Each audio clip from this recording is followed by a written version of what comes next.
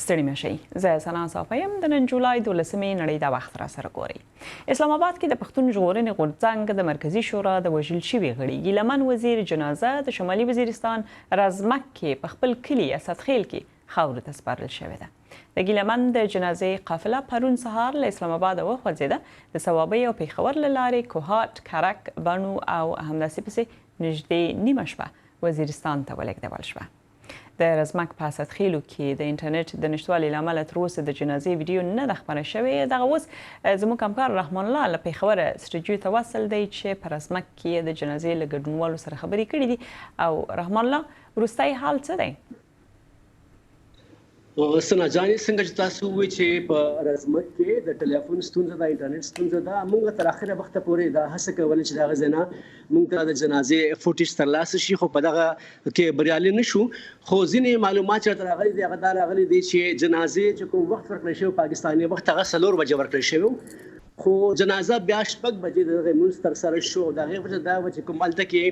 د دغه جنازې ګډونوالو په هغه کې چې کوم مخکښ مشرانو هغوی ویناوې کولې او د دغې وجې نه د جنازې دا وخت چې کوم دا وځنډېدلو 2 ساعته پورې وځنډېدلو. 6 بجې جنازه لمونځ چې ترسره شو.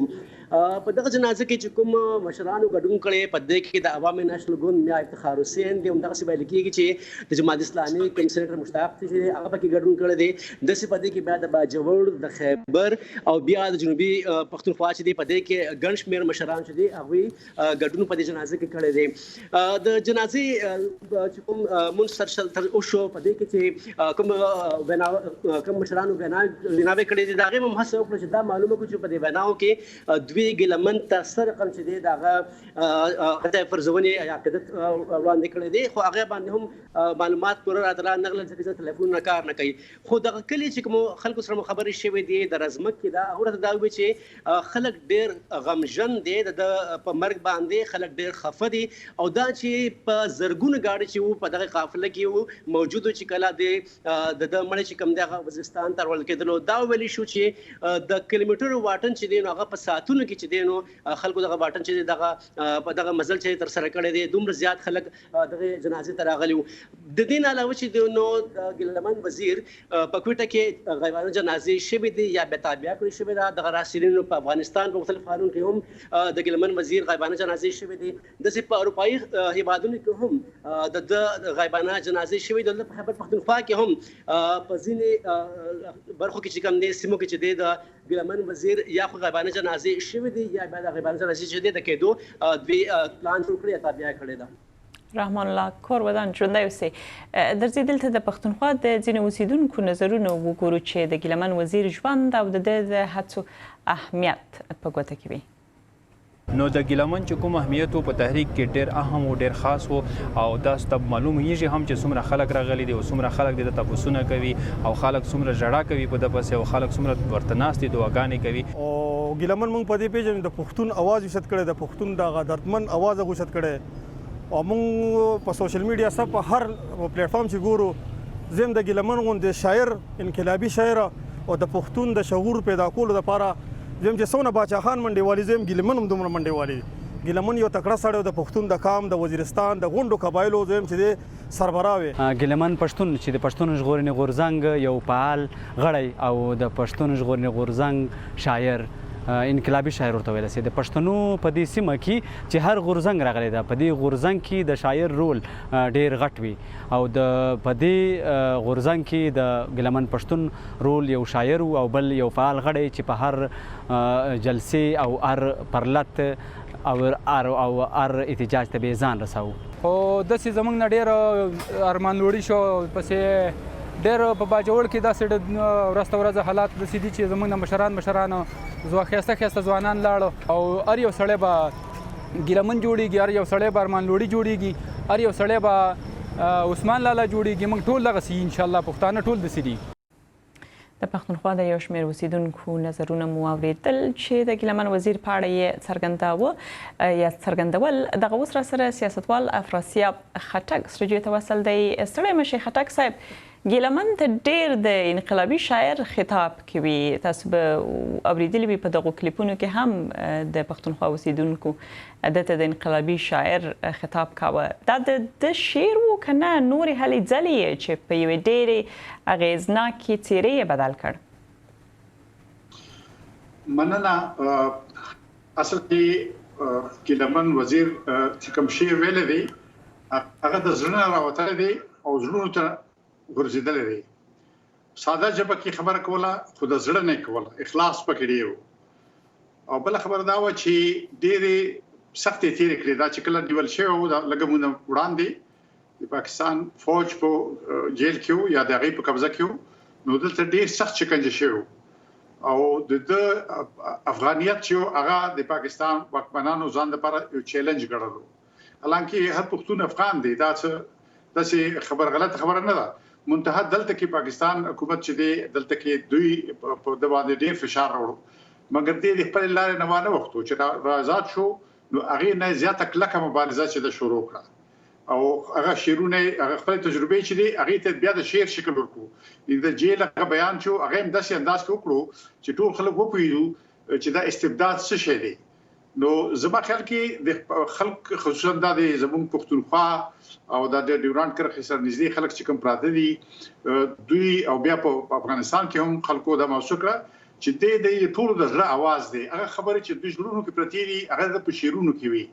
نو هغې به وایي چې ګویا دی زموږ د زړه نه غږېږي یا زموږ زړونو نه خبر دی. او د دغه غوښتنې هم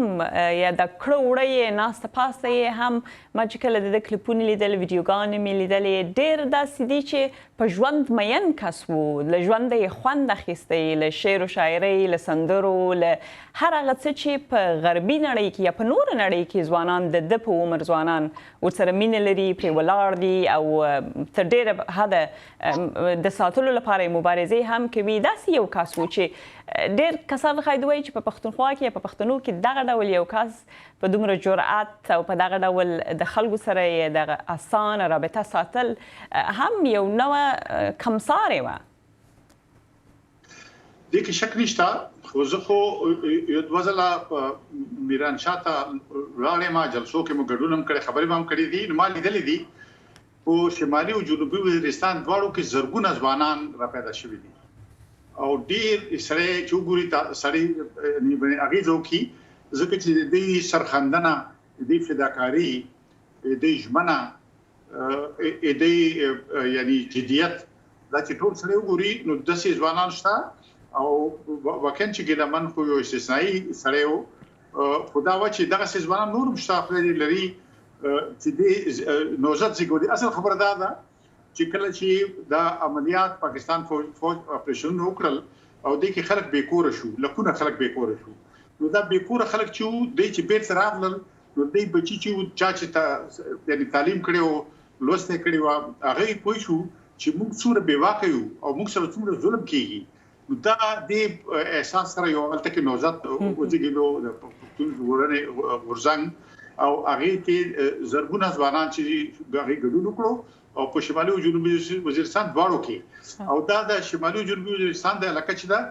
دلته کې ډېر قوي قبایلي ژوند و، که هغه وزیر دی، که مسعود دی، که ډور دی، که بیټني دي، که سلیمان خېل، که نور قومونه دي دغلته چې پراته دي. او ټول ما په وانه کې سکول ویلی و، زه چې متوسطه مکتب ډېر موده مخکې ما په وانه کې ویلی و، نو لږ زه اشنا یم وزیرستان سره.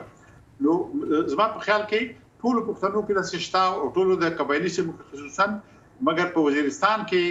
دا غورځنګ او دا خبره ډیره قوي ده. وزیرستان په یو مرکز بدل شوی، سیاسي مرکز بدل شوی دی چې اوس نه یوازې د قبایلي سیمو لپاره بلکې پښتونخوا لپاره بلکې د لر افغان لپاره یو مرکز جوړ شوی دی. او ډېر په لنډولو فنکرات وایي چې اوس یې مړینه د ګیلبن وزیر د پښتون ژغورنې غورځنګ ته څومره لوی ضایعه ده او ګزار دی؟ ډېره لویه ضایعه ده ځکه چې لکه چې تاسو ولیدو هغه ډېر لوی کمیونیکیټر و، یعنی چې خلکو زړه ته خبرې اچوي، رسوي. دغه استعداد یې درلود، خدای پاک یو استعداد ورکړی و، یو فوق العاده استعداد یې درلود او شرایطو سره سم شعرونه به وویل. او تاسو که خیال وي مخکې ته کاغذ نه و، یعنی حافظه خدای پاک خبر کړی وای، تاسو که خیال و مایک ته به چې ودرېدو نو بیخي د زړه نه به یې شعرونه راوتل او ویل به نو دا په استعداد سره یو نو لوی ځای خو دا تاوان خو دی مګر دا دی چې خدای پاک داسې مرګ ورکړو چې یعنی ټول ملت ور باندې ودرېدو د لرو بر افغان ور باندې ودرېدو ټول نړۍ کې دعاګانې وته مرګ هم خټک صاحب د پلازمینې په زړه کې وشو د اسلام آباد په زړه کې ووژل شو خو په پاکستان کې رسنوي دا خبر یاد نه کړ دغه ډول چلند هغه فکر غلی کولی شي چې ګیلمن وزیر درلود یا د پلویان یې لري اصل کې پاکستان چې کوم دولت خپل ډیر ژور بحران کې گیر دی اقتصادي بحران دی سیاسي بحران دی دولت بحران کې دی دولت بيخي ناکامۍ طرف روان دی پاکستان دولت اوس یو په ناکامه دولت لګیا دی بدلیږي نو هغه د خبرونه ډیر ویره لري چې څوک خلک مستقل خبره کوي خپل زړه ذهن خبره کوي دوی خو دلته میډیا باندې بندیزونه دي نو پاکستاني میډیا هیڅ دا یو شی باندې خو اصلو باندې هیڅ ټول نړۍ کې میډیا خو خو پاکستان میډیا باندې بندیزو نو د سرکاري چې دوی د خبرونو ځکه ویریږي چې دوی پوهیږي چې دوی یعنی ظلم کوي خلکو سره او دا ځوانان د سړي چې ظلم خلاف راوځي شوی دي او دوی باندې د 1300 کلونو کې 2013 نه پس چې تاسو ګورئ نو د خړ کمر کې د زونو شول ارمان نوري عارف وزیر بیا د اوس د ان ډي ایم کسان د محسن داور باندې چې د الیکشن کې ان ډي ایم چیرمن محسن داور په انتخاباتو کې د زو شوي او څلور کسان وژل شو دغه شي وجنې مو شوي شکنجه مو شوي گرفتار مګر دا ځوانان د ویری نه دي د تخته پاک د قوت ورکړې دي ذهن ورکړې دي چې دوی خپل خبره کوي او د زړه خلاصې کوي نو زما په خیال کې نور ټولو پښتنو چې ورته پام شو دی پاک او سپیشلی خبره کوي سیاسي ګوندونه دلته کې کمزوري شوي دي ضعیف شوي دي نو څنګه دوی کاک چې دی ډیر وته لګاک دي ژوندۍ اوسئ خټک صاحب ژوندۍ اوسئ چې په خبرونه کې برخه سره واخیسته تاسو ژوندۍ